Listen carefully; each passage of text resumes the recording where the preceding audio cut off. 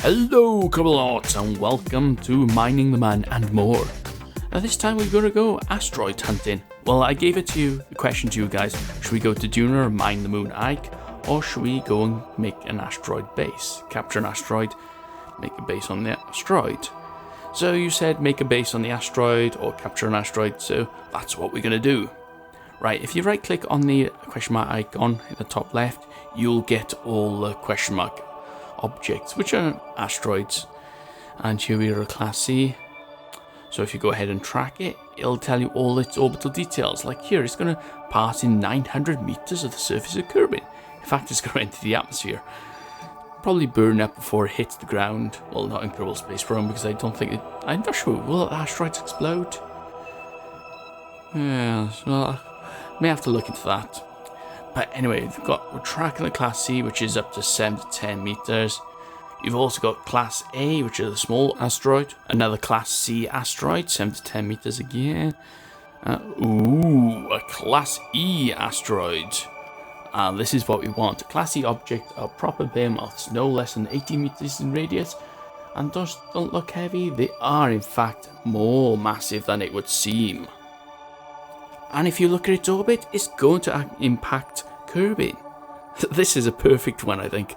And it's going to enter the sphere of influence in 128 days. So we've got work to do, Kerbal. So when you're building an asteroid capture, there's only one tool in your toolbox you need. And this is the claw. The claw knows all. The claw selects the ones that are going places, or something other than that.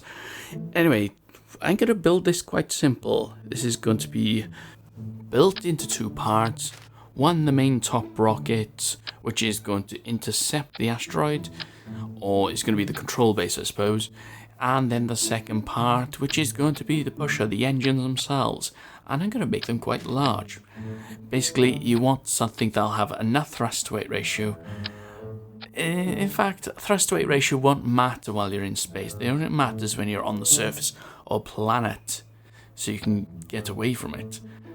Basically, when you're in space, if you're in a stable orbit and you have a thrust-to-weight ratio of 0.1 or something ridiculous like that, that will slowly increase your orbit. With a long enough burn, you can escape the orbit of Kerbal, and if you have enough fuel on it. But on the planet, you do need the thrust-to-weight ratio to be over 1.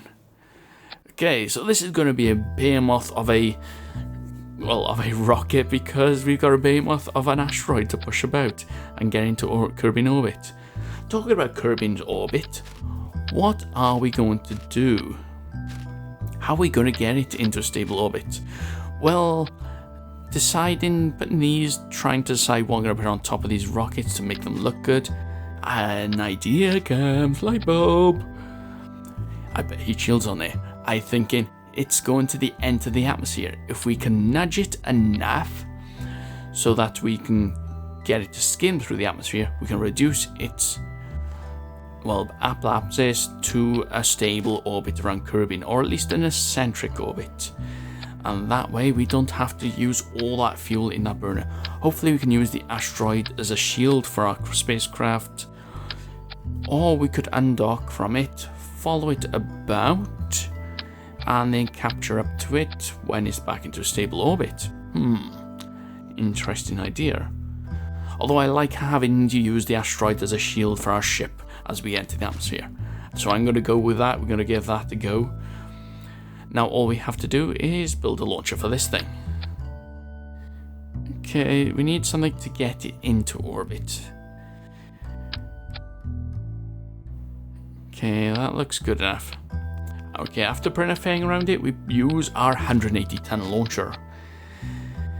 And as you can see in the Delta V, that is way too much.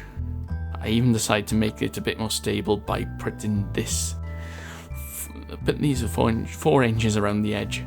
And that was because I've seen other people's designs, and when I normally launch this, it's got 4 SRBs, which do not make the rocket stable, but the 4 large boosters will make it stable.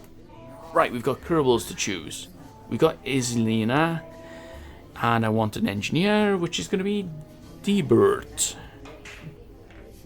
However, we also need a scientist. And who do we choose for that? Well, if you can't tell, I'm choosing Kerbal notes by name. Something easy to pronounce. And who do we get? I think Milden. Yeah, Milden will do. He'll be our resident scientist. So let's get them in the rocket and on the launch pad. But before we go, we need to add a larger fairing. I've been using the smaller fairings for these spacecraft, but really you should use the right size to lead rocket under it. And I'm not sure if it makes a difference in the physics of the game. Perhaps it protects a bit better the spacecraft. Also, I'm using the fairing over a longer distance of the spacecraft. Someone suggested this to me. I think it was Xenon66. Check his YouTube channel, he does space planes and stuff. But what we're going to call this? A demigod pusher. That's what we saved the other craft as in these sub-assemblies. So let's go and launch this. Wait a minute, Mark. This isn't the rocket you just built. No, this is the moon buggy, the moon mini miner that we're going to send to the moon. And there things go awry. As you can see, with just those two SRBs, we easily lose control, and if you don't balance the rocket correctly, that happens, you flip. Okay, so I decide we're here, and I don't know if you remember from the last episode, we got loads of rockets on this. We got 2 rear rockets, and 4 down-facing rockets. So can we save this? Can we recover this? Because, well, in a real space program, I suppose you'd have parachutes just as an emergency on this. Or would you? Because there's no Kerbals on this. I don't think NASA put parachutes on any other, satellites that they send up. So I don't think we should either. Or should we? However, this does have rockets, and we could save this. I decided to challenge myself as well by here. I'm just using the Z and the X key to turn the thrusters on and off. And I'm also keeping an eye on the Kerbal engine redux, having a look at the suicide burn. I'm not sure how to use that. Do you have to wait until that goes to 0 and then start burning? The distance, I mean. So that's what I decided to do by here.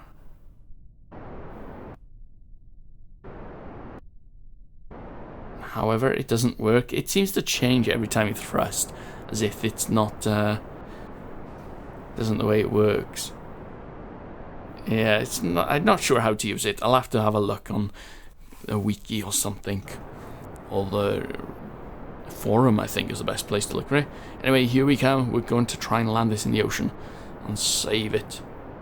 Perhaps you can relaunch it then. Come on, slowly.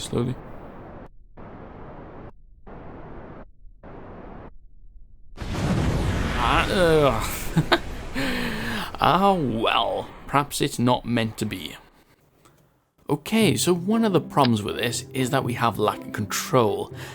And I think, well, the winglet should help. If we spam a load of them on the outside of the rocket and on the inner rocket, we should be able to keep control. And, well, let's give it a go. Because we've got an asteroid to count down as well. So we have to get this one out of the way. Otherwise our launch schedule will be chock-a-block. Okay, everything's going good. I switched RCS on as well this time. And we're in space. Yep, no hiccups at all. Yes, let me know in the comments if you want to see the full launch. Or if you're not bothered, I'll keep on editing it this way. So here we are getting into orbit. A nice stage before we run out of fuel, so that large stage will deorbit and we'll have less space junk up here. Because I think we have enough at the moment. It's just not visible on the map, that's all. And the usual MO to the man. Now that launch stage was still unstable because if I go switch view to the moon, we can see that we're at an angle. That's because the launch was at slight of an angle. So yes, I'll have to re-engineer the rocket because it's too unstable for our purposes. However, we have to think of landing now. We have to concentrate on our landing abilities. Because we're on our way. So a quick jump scene to the man. straight to getting into orbit. And here we are. Okay, that was easy. All we need to do now is land it in the spots that we decided. This is roughly where we planted the flags for the rover, you can see there. There's a little plateau just above it, which would be perfect for a base landing spot.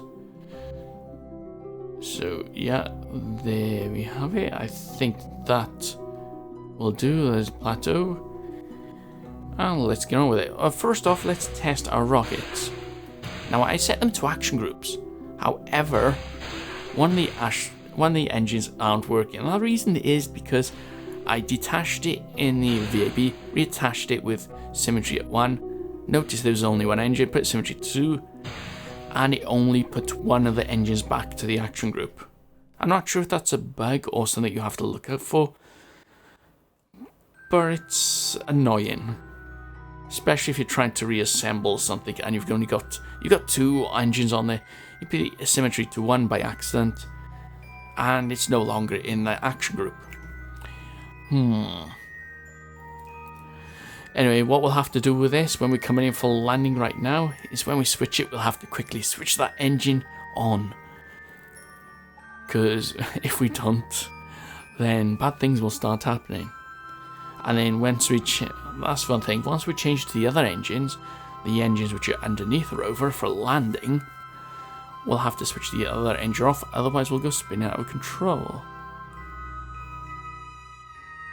Okay, also I've set a probe core on the front of this, which is controlling it at the moment. That means our nav ball is oriented in the right direction. However, when we're landing, we use the engines on the bottom. You need something to orientate the control the other way around, because if anyone saw the last large rover I tried to land, I didn't have anything to change the nav ball around for landing, and we ended up spinning out of control anyway, so it was a loss. And that's why we got a capsule on top of here. Unfortunately though, we haven't got any action groups to change between the capsule and the probe core. Right by here, I'm burning slightly up to make sure we go over the rim of the crater. And now it's time to slow ourselves down. I'm going to kill as much velocity with this main engine as we can, then I'll stage releasing it, and then we'll use the 2 landing engines. Okay, so yeah, decoupled, engines engaged. Now the idea is here is to use those 2 engines quickly over, hover, get our speed down to 0, or perhaps go up slightly a bit, like here. Now action group, please change. Quickly deactivate the engine, quickly now, and control from here. Yep, everything's done. Quickly over now. We're coming down quite fast. And come on, thrust up. Oh, I hope these do have enough thrust to get us kill our speed. In fact, it looks like it does. Yeah, we're going well. This is working much better than I anticipated. And note, those engines aren't spinning us out of control. Not like that last rover we did. That's the engine. All the debris in the background. I think I might do something like that sometime in the future, sort of like fireworks. Just build a rocket full of decouplers and odd parts, decouple it when it's going to hit into a man, moon or whatever, and see them explode. Perhaps some low gravity body like Minimus. Anyway, here we come for landing. And, a bit of a bounce, but we survived. We're here! We're on the moon! Yay! Okay. Let's deactivate the engine anyway. And let's test things out. Okay, disable all the torques from the capsule and the probe core because we don't want them to tip the rover over. Oh. Now we get Mechjabab to control the rover and send it on to its way to some flatter terrain, I think. Therefore, the brakes won't be needed, the power usage won't be taken up, because I don't know if you noticed. Well, perhaps not, because I've got... And we're... yeah, MechJeb seems to be having problems here. It speeds up too quickly. I've set the speed control to 5. However, it speeds up faster. I'm not sure why. In fact, I do work out why. It's because we're controlling it from the capsule on the top and not from the probe core, which is on the front, which is to get the correct orientation. By here, I'm thinking perhaps the torque on the wheels is too high, so I reduce them down. But that's just brake torque. That only controls the brake, you silly numbskull. And still we have the same problem. Okay. Anyway, back to where I was. You may not notice because it's quite bright here. And that's because I'm using the light illumination mod, which increases the brightness so YouTube isn't so dark when I put it up. And we're in darkness. In fact, if I was to turn down the illumination mod, we'll be in complete blackness. And I have forgotten to put lights on this. However, this rover does not have isotope thermonuclear generators on it. No, it's totally powered by solar panels and batteries.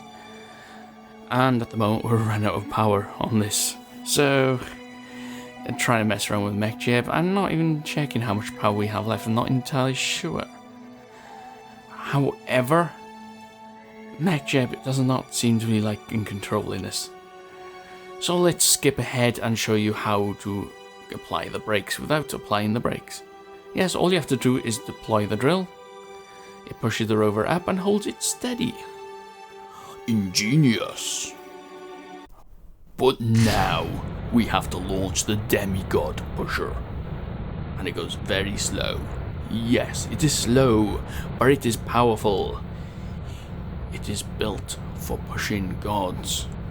Some of those at the KFC had nicknamed it the Asteroid Killer. And rather than asteroid coming in and killing off the Kerbals, because there is one big huge crater on Kerbin, by the way, and was that created by an asteroid? I'm not sure if there's a backstory to that. That would be quite interesting to know.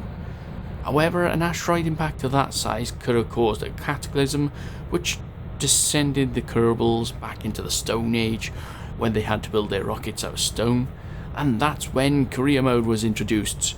When Kerbals had to start the science mode again, and then money was introduced to help in aiding the building of larger and bigger, better rockets to enable us to come to this part where we can now redirect asteroids so they no longer pose a threat to most Kerbal kind. Except for those 3 Kerbals in here in the cockpit, because it may pose a risk to them. Okay, we got our apopsis, and watch these decouple. Isn't that awesome? I have no idea why that top one's spinning like that. I assume it's the atmosphere. All the Septrons look like they're fired. Anyway, I'm going to ignore it. It works. Okay, so we got our apopsis. We had so much fuel, we didn't have to have all those 4 boosters. So let's fast forward time and see what we get. Right, now I'm going to slow down the video because we get into some problems, I think. Well, it's going to be hard to turn. So if I stage, we can use that stage for orbiting. But we've got another stage for orbiting, we'll use that one. So we'll stage and use that one to get into orbit. And a slip of the finger, and we've staged again. Ah, dear me. We need some new pilots. And also note, there's no RCS on this capsule, on this rocket. There's no solar panels, there's no batteries. I've effectively launched them with minimal equipment for survival. If I had life support, I would have forgotten that as well. Luckily, we do not have life support. At the moment, I'm not willing to install it because we've got too many ships and crafts and miners about which require life support that haven't got it. However, I am going to install the Kerbal attachment system and the Kerbal inventory system. And I'll get to that when we install it, when we go building our launcher for our the Man Pusher engines. Not the Man Pusher? Where am I? Man Pusher. When we get to the Demigod Pusher engines. Which will be right about now, once we get this into orbit anyway. Okay, and here we are, the Demigod Pusher engines. And you see I put a docking port on the bottom with some heat panels because I'm thinking of using it to re-enter the atmosphere. And now I've attached the Kerbal inventory system. Now, coupled with the Kerbal attachment system, you can put things in the inventory cases, like I'm putting struts. Now, the reason I put struts in there is because the Kerbals can pick up the struts. They can connect it to one end of the ship, connect it to the other end of the ship, to stop any wobbling. Because, as you may know, when you're using docking ports, that's one of the weakest links.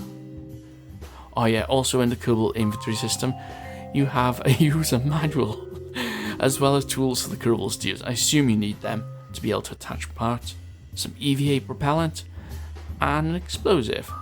Now I'm going to guess that's a nuclear explosive. Just in case we can't redirect the asteroid, we can set the charge and destroy it, or send it off on another course. And also, I'm adding by here some reaction wheels all over this. That's just so we can maneuver and rotate the asteroid, hopefully. If it gives us enough control. Right, now for the last thing, the 180-ton launcher. And all we're going to do by here is remove these SRBs because it's not a stable launch vehicle. We then copy one of the side boosters, attach them to the side, and the reason why this makes this rocket much more stable is because you've got, instead of 3 engines controlling your rocket, you've got 5 engines controlling the orientation of your rocket. Anyway, after building the last fairing, we can go and launch the Demigod Pusher engines. And watch this! It is so massive, it destroys a launch pad. And that launch pad must be full of fuel, or the remnants of fuel from past launches, because it's caught fire. So let's launch quickly before our rocket explodes from the heat. Because they are heat resistant. But at least we're off. Slowly, yes, but we're off on our adventure to capture an asteroid, build a base, even mine it, see what resources it holds. Now I know there's a mod pack where you can mine ores to build stuff, can you? Like materials, and then you have a base where you can build stuff on that base. If you have enough materials, that would be an interesting mod to use. I'm not sure if I'd want to use it, but it'd be handy. You could build bases as you go along. Now watch this bit as I slow down. Did you catch what happened? Just 2 of the engines exploded. Now I'm going to re-show the video, but in slow motion this time. And watch carefully, just under the nav ball. And here we go.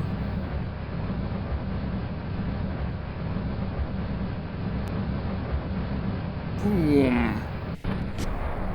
Yes, the launch clamps felt left out, so they launched themselves, hit our rocket, and caused a catastrophic explosion. Look at those winglets and those separatrons. It took them a moment to realize that gravity had taken over. Anyway, in the next episode we will get this into space.